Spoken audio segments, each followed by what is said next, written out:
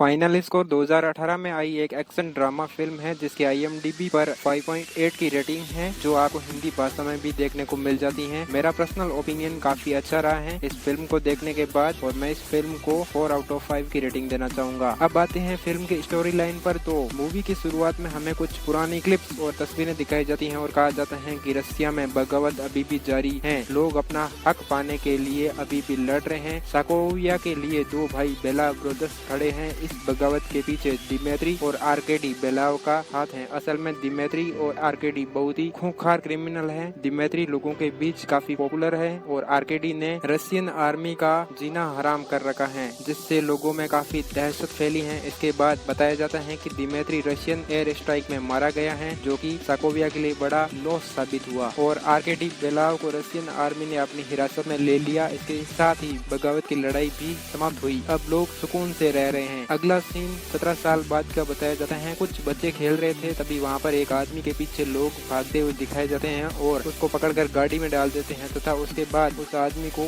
उल्टा लटका कर पूछते हैं कि कहाँ है वो आदमी, कहाँ है वो, लेकिन वो केवल जोर से चिल्लाता है। अगला सीन लंदन एयरपोर्ट का दिखाया जाता है। वहाँ पर एक आदमी लैंडिंग करता है। इसके बाद वो एक कैब में बैठ जाता है। तब कैब ड्राइवर को बताता है कि वो यूनाइटेड स्टेट का है, लंदन वो 16वीं बार आया है, लंदन में उसका भाई रहता था। इसके बाद वो आदमी अपने भाई के घर जाता है, जहाँ उसकी भतीजी तथा भाभी रहती हैं। वो अपनी भतीजी डैनी को एक फुटबॉल मैच दिखाने के लिए जाना चाहता है, लेकिन डैनी को जाने की परमिशन नहीं होती है। तब वो आदमी डैनी के मम्मी से मिलता है। तब वहाँ पता चलता है कि इस आदमी का नाम माइक होता है, जो कि एक आर्मी ऑफिसर है, तथा उसका भाई एंडी भी आर्मी में था, लेकिन किसी कारण से एंडी शहीद हो गया। माइक डैनी की मम्मी से मैच दिखाने के लिए परमिशन ले लेता है। इसके बाद माइक डैनी को स्टेडियम में लेकर चला जाता है। वहाँ पर डैनी का एक बॉयफ्रेंड ब्रेंडन भी आता है, लेकिन माइक डैनी को चलते हुए कहता है कि ये लड़का अच्छा नहीं है, इससे अच्छा लड़का मिल सकता है तुम्हें। डैनी कहती है वो अच्छा है। माइक कहता है उस लड़के में ऐसी कोई खास बात नहीं है। इसके बाद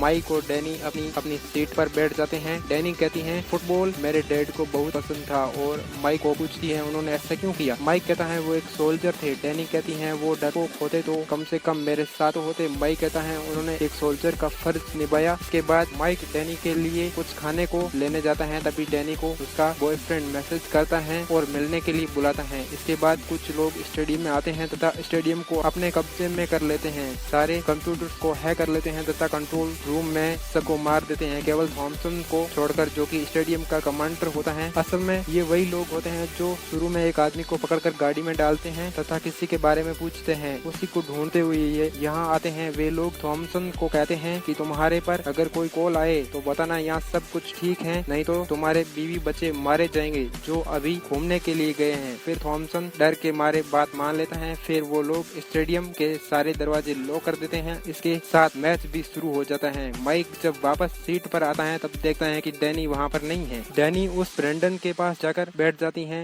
माइक डैनी को कॉल करने की कोशिश करता है, लेकिन वो लोग वहाँ के नेटवर्क को जैम कर देते हैं। फिर माइक वहाँ के एक स्टाफ से पूछता है कि मेरी नीश कहीं खो गई है, क्या आप मेरी मदद करोगे। तो वो स्टाफ कहता है कि यही होगी, बाथरूम में या किसी दोस्त के साथ बैठी होगी। माइक उससे कहता है कि मुझे लगता है वो स्टेडियम के बाहर गई हो। तो वो कहता है कि टेक्निकल ग्लिच के कारण सारे दरवाजे बंद हैं, वो यही होगी। फिर वो स्टाफ अपना नाम फैजल खान बताता है। फैजल बताता है कि अगर आपको ज्यादा फिक्र है तो आप कंट्रोल रूम से पता कर सकते हैं। उसके बाद वो वायरलेस पर कहता है कि एक लड़की मिसिंग है, उसका नाम डैनी होलोवे है, लेकिन कंट्रोल रूम से कोई जवाब नहीं आता है क्योंकि वो तो हाईजैक किया जा चुका है। इसके बाद फैजल खान माइक को कंट्रोल रूम लेके जाता है, लेकिन रूम के आगे गार्ड खड़ा होता है। फैजल खान कहता है यहाँ तो रोन खड़ा रहता है, तुम कौन हो। वो गार्ड कहता है कि रोन छुट्टी पर है, लेकिन तब माइक उसके आईडी कार्ड को देख लेता है जिसमें किसी और का चेहरा लगा रहता है। तभी वो गार्ड गोली चला देता है और उनके बीच फाइट शुरू हो जाती है, और इस फाइट में वो गार्ड मारा जाता है। इसके बाद माइक और फैजल उस गार्ड की बॉडी को बाथरूम में रख देते हैं। तभी उस गार्ड का बैग चेक करते हैं तो उसमें C4 होता है, ये बम बनाने के काम आता है। फिर वो एक फोन को ढूंढते हैं, लेकिन उसमें नेटवर्क नहीं था। तो माइक उस फोन की फ्रीक्वेंसी पुलिस फ्रीक्वेंसी से मैच करवा देता है और पुलिस को कॉल करता है और बताता है यहाँ पर कुछ ऐसे लोग हैं जिनके पास बंदूकें और एक्सप्लोजिव्स हैं। उन लोगों ने पूरे स्टेडियम को लॉक कर दिए हैं तथा नेटवर्क भी जाम कर दिए हैं। पुलिस कहती है कि आप होल्ड कीजिए प्लीज। फिर पुलिस कंट्रोल से पुलिस अफसर को कॉल जाता है। उस पुलिस अफसर का नाम स्टीव होता है। उसको सारी बात बताई जाती है। तब अफसर स्टीव उस कंट्रोल कंट्रोल रूम में बैठी लेडी को कहता है कि उस स्टेडियम में गोल कमांडर के पास सैटेलाइट फोन है, उन पर कॉल करके पता करो। कंट्रोल रूम से वो लेडी कमांडर थॉमसन को कॉल करती हैं और अफसर स्टीड को लाइन पर लेते हैं। स्टीड थॉमसन को स्टेडियम के बारे में पूछता है, वहाँ पर सब कुछ ठीक है ना? तब कमांडर थॉमसन कहता है हाँ यहाँ पर ठीक है। इसके बाद कॉल कट हो जाते हैं। इसके बाद स्टीड जो कि मेट्रोपॉलिटन पुलिस फोर्स का चीफ कमांडर होता है वो उस माइक को कॉल करता है कि आप झूठ बोल रहे हो, वहाँ सब कुछ ठीक है। इसके बाद उसका फोन ब्लॉक करवा देते हैं। दूसरी तरफ उन लोगों को कुछ डाउट होता है कि पुलिस चीफ ने क्यों कॉल किया होगा। तब वो वायरलेस से सबकी अटेंडेंस लेते हैं। तब जो गार्ड मारा गया उनका नाम आने पर माइक कुछ नहीं बोला होता है। तब उनका डाउट यकीन में बदल गया और वो एंड्रे को ढूंढने निकलते हैं और एंड्रे को वो ढूंढ भी लेते हैं। माइक और फैजल खान एंड्रे का की कार्ड लेके जाते हैं ताकि वो दरवाजों को एक्सेस कर सके। उन लोगों को पता चल जाता है कि वो उस की कार्ड के डाटा चेक करवाते हैं और जहाँ माइक होता है उसके दरवाजे लॉक करवा देते हैं और वहाँ फैजल खान और माइक बंद हो जाते हैं। इसके बाद वो लोग अपने दो आदमियों ब्लेड और एंटोन को भेजते हैं। फिर वो लोग माइक के वायरलेस पर कॉल करते हैं और बोलते हैं कि हमारा मकसद केवल सरकार को डराना है, किसी को मारने का नहीं है। तुम चुपचाप हमारे पास आ जाओ, मैच खत्म होने के बाद तुम्हें छोड़ देंगे, नहीं तो मारे जाओगे। माइक कहता है कि तुम पर कैसे भरोसा कर सकते हैं जो मैच देखने के लिए C4 लाया। इसके बाद माइक उस फैजल को एक लिफ्ट से वापस बाहर भेज देता है और डैनी का फोटो दिखाते हुए कहता है कि तुम इसको ढूंढना, मिल जाए तो बताना। फिर वहाँ पर व्लेड और एंटोन माइक पर हमला कर देते हैं और काफी देर इनके बीच एक्शन चलता है और अंत में वे दोनों व्लेड और एंटोन मारे जाते हैं। इसके बाद उन लोगों को भी पता चल जाता है कि वे मारे जा चुके हैं। फिर व्लेड की बॉडी को माइक खींचते हुए स्टेडियम के रूफ पर ले जाता है तथा उसके साथ एक C4 बांध देता है। उस C4 पर स्ट्रीट लिखकर उस बॉडी को नीचे फेंक देता है जहां पर पुलिस फोर्स खड़ी रहती है। दूसरी तरफ उन लोगों को भी पता चल जाता है कि स्टेडियम को चारों तरफ से पुलिस ने घेर लिया है। फिर उन लोगों का जो हेड होता है वो उस ब्लेड की गर्लफ्रेंड को बताता है कि वो माइक केवल तुम्हारा शिकार है। उसकी गर्लफ्रेंड कहती है कि वो नहीं बचेगा। फिर लोगों का एक आदमी जो कंप्यूटर पर बैठा है वो बताता है कि सर मैंने उसको पूरे स्टेडियम में ढूंढ लिया है लेकिन वो कहीं नहीं दिख रहा है। उन लोगों का हेड एक आदमी उसको वायरलेस पर लेता है और पूछता है कि क्या स्थिति है। तब वो बताता है कि काम हो गया है, असल में ये लोग बहुत सारे C4 का यूज करके स्टेडियम में बॉम्ब लगाते हैं। इसके बाद पुलिस फोर्स को पता चलता है कि यहाँ कोई बॉडी नीचे गिरी है। तब चीफ स्ट्रीट उस माइक को अनब्लॉक करता है और उससे कॉल करता है और माफी मांगता है कि मैंने सोचा किसी ने मजाक किया होगा। फिर स्ट्रीट पूछते हैं कि कितने लोग हैं। माइक कहता है कि शायद 10 लोग, उनमें से 3 लोग मारे गए हैं। स्ट्रीट माइक को थैंक यू कहता है। फिर माइक बताता है कि मेरी नीश इस स्टेडियम में है और मैं उसके बिना नहीं जाऊंगा। अगले सीन में वे लोग ऑन एयर रूम में घुस जाते हैं जहां से मैच लाइव हो रहा है और कुछ लोगों को मार देते हैं और एंकर को एक चिट्ठी देते हैं और गन पॉइंट पर रखकर पढ़ने के लिए बोलते हैं। फिर एंकर लाइव टीवी पर पढ़ता है कि पिछले 15 सालों से तुम और तुम्हारी सरकार ने अत्याचार किए हैं, ये उसका बदला है। मुझे दिमित्री बेलाव चाहिए। असल में ये लोग दिमित्री बेलाव को ही ढूंढने आए होते हैं। और आगे पढ़ता है कि अगर मैच खत्म होने से पहले दिमित्री हमारे हवाले नहीं हुआ तो पूरा स्टेडियम बॉम्ब से धुआं हो जाएगा। मुझे पता है कि दिमित्री इसी स्टेडियम में है। इसके बाद वो लोग लाइव टीवी पर सब न्यूज एंकर को मार देते हैं। इसके बाद पुलिस उस दिमित्री को ढूंढने की कोशिश करती है। इसके बाद माइक फैजल को कॉल करता है और पूछता है कि डैनी का कुछ पता चला। तो वो बताता है कि ढूंढ रहा हूँ, लेकिन डैनी उस ब्रेंडन के साथ वॉशरूम में ड्रिंक पी रही थी। इसके बाद डैनियल स्टीड उन लोगों को कॉल करता है कि आपकी क्या डिमांड है। तो वो बताते हैं कि मैं हमारी डिमांड आपको पहले ही बता चुके हैं। स्टीड कहता है कि मुझे तो ये पता चला है कि दिमित्री मर चुका है, तो मैं आपकी डिमांड कैसे पूरी कर सकता हूँ। वो लोग बताते हैं कि आप अपना समय बर्बाद कर रहे हैं, अगर मेरी डिमांड पूरी नहीं हुई तो मैं 3-3 करके लोगों को मार दूंगा। अगले सीन में इस केस को हैंडल करने के लिए एजेंट शो की एंट्री होती है। तब स्टीड पूछता है कि इनको क्लियरेंस किसने दी। तब ऑफिसर बताते हैं कि ऊपर से ऑर्डर है। फिर एजेंट शो स्टीड को लैपटॉप से कुछ फुटेज दिखाते हैं और कहते हैं कि ये साकोविया रशिया है। यहाँ के लोग दिमित्री बेलाव की आवाज पर मर मिटने को तैयार हो जाते हैं। 20 साल पहले दिमित्री और उसके भाई आर्केडी ने आजादी के लिए काफी संघर्ष किए थे, लेकिन 1999 में सरकार ने दिमित्री को मृत घोषित कर दिया। असल में दिमित्री मरा नहीं था। रशिया में बगावत के कारण सरकार ने उसे एक नया चेहरा वगैरह दे दिया था और वो लंदन शिफ्ट हो गया। इसके उसके भाई आर्केडी को काफी समय के लिए जेल हो गई और इस स्टेडियम को उसी ने बंधक बनाया है। दिमेत्री को आर्केडी के हवाले कर दिया तो वो उसे लाइव टीवी पर मार देगा। यदि ऐसा हुआ तो पूरे देश में दंगे हो जाएंगे। हमें कुछ बीच का रास्ता निकालना पड़ेगा। अगले सीन में हमें दिखाया जाता है कि आर्केडी के लोगों को उस माइक के बारे में सारी जानकारी पता चल जाती है कि उसके साथ उसकी नीस भी है और माइक एक एक्स आर्मी ऑफिसर है। अगले सीन में वो ब्रेंडन डैनी के साथ जबरदस्ती करता है। डैनी उसको छोड़कर वहाँ से चली जाती है। इसके बाद वो आर्केडी के लोग स्पीकर पर अनाउंस करते हैं कि डैनी होलोवे आप गेट नंबर 8 पर आ जाइए प्लीज, ताकि वो लोग उसको वहाँ से उठा ले और अपने कब्जे में कर ले। ये अनाउंसमेंट माइक भी सुनता है और फेजल को कॉल करता है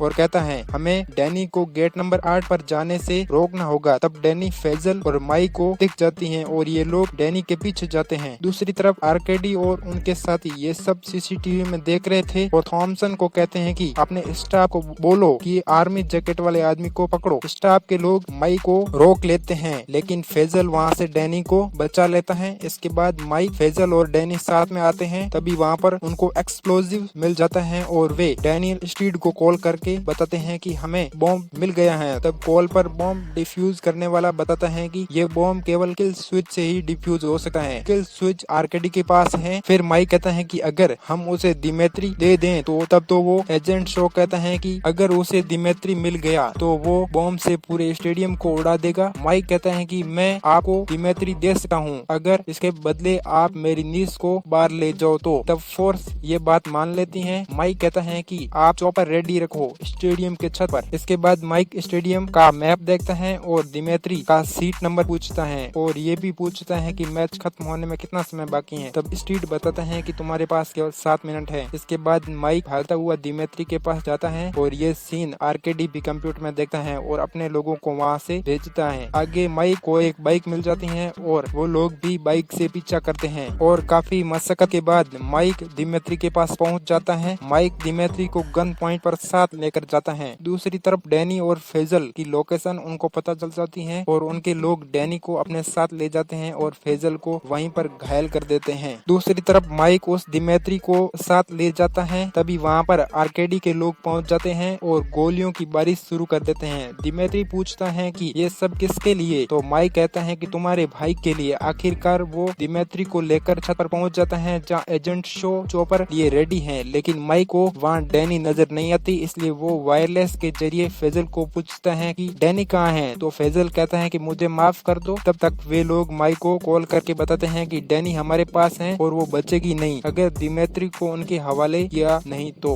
इसलिए माइक इमोशनल होकर एजेंट शो को मना कर देता है कि डैनी उनके पास है, दिमेत्री को मैं तुम्हारे हवाले नहीं कर सकता। तभी एजेंट शो दिमेत्री पर फायरिंग करवा देता है लेकिन माइक और दिमेत्री वहाँ से बचकर निकल जाते हैं। आगे वे लोग माइक को कॉल करके कहते हैं कि मेरे भाई दिमेत्री को मेरे पास लेकर आओ नहीं तो डैनी मरेगी। इसके बाद माइक कहते हैं कि तो ये डील स्टेडियम के छत पर होगी। अगले सीन में ये डैनी और दिमेत्री को लेकर छत पर आ जाते हैं। फिर माइक कहते हैं कि पहले तुम डैनी को इधर भेजो, बाद में मैं तुमको दिमेत्री भेजूंगा। इसके बाद वे लोग डैनी को भेजते हैं और इधर से दिमेत्री की जगह माइक खुद दिमेत्री के कपड़े पहनकर जाता है। माइक जब दूर से आ रहा था तब उनके आंखों पर लाइट पड़ रही थी तो उनको कुछ पता नहीं चला, लेकिन जब वो पास आता है तब उनको डाउट होता है। तब वहाँ पर पुलिस का चॉपर भी आकर उन पर अटैक कर देता है और माइक के साथ उनकी फाइटिंग होती है, लेकिन यहाँ से माइकल स्विच लेकर निकल ही जाता है। दूसरी तरफ दिमेत्री और डैनी वहाँ से भागते हुए उन लोगों के द्वारा पकड़े जाते हैं। माइक जो किल स्विच लेकर आया था वो असल में नकली था, असली किल स्विच अभी भी आर्केडी के पास है। इसके बाद आर्केडी और दिमेत्री आपस में मिलते हैं। आर्केडी कहता है कि तुमने क्या सोचा मैं तुम्हें मार दूंगा, नहीं, हम दोनों ने ये रिवॉल्यूशन स्टार्ट किया था कि हमारे लोगों को ये देश वापस दिलाएंगे। असल में ये रिवॉल्यूशन साकोविया को रूस से अलग करने का था। आर्केडी कहता है कि तुम इस लड़की डैनी को मारकर एक बार फिर रिवॉल्यूशन की शुरुआत करो, लेकिन दिमेत्री मना करता है और उस लड़की को मारने के बजाय अपने आप गोली से मर जाता है। इसके बाद आर्केडी का आदमी कहता है कि हमें यहाँ से जल्द बाहर निकलना चाहिए, लेकिन आर्केडी गुस्से में उसे ही मार देता है और डैनी को अपने साथ लेकर चलता है। अगले सीन में माइक फेजल को कॉल करके बताता है कि तुम्हें कहीं डैनी मिली, लेकिन फेजल कहता है कि नहीं। तब माइक कहता है वो किल स्विच नकली था और बॉम्ब 90 मिनट्स पूरे होते ही फट जाएगा। इसके बाद माइक कहता है कि वहाँ से लोगों को जल्दी से हटाओ। फेजल वहाँ से लोगों को हटाता है और वहाँ पर भगदड़ मच जाती है। तभी अचानक से वहाँ पर बॉम्ब विस्फोट हो जाता है। इसके बाद इस भीड़ में माइक को उस आरकेडी के साथ डैनी दिख जाती है और माइक उस आरकेडी को वहीं मार देता है और डैनी को बचा लेता है। वहाँ पर फैजल खान भी जिंदा बच जाता है। तभी वहाँ पर डैनी की मम्मी भी आ जाती हैं और इस फिल्म की यही एंडिंग हो जाती है।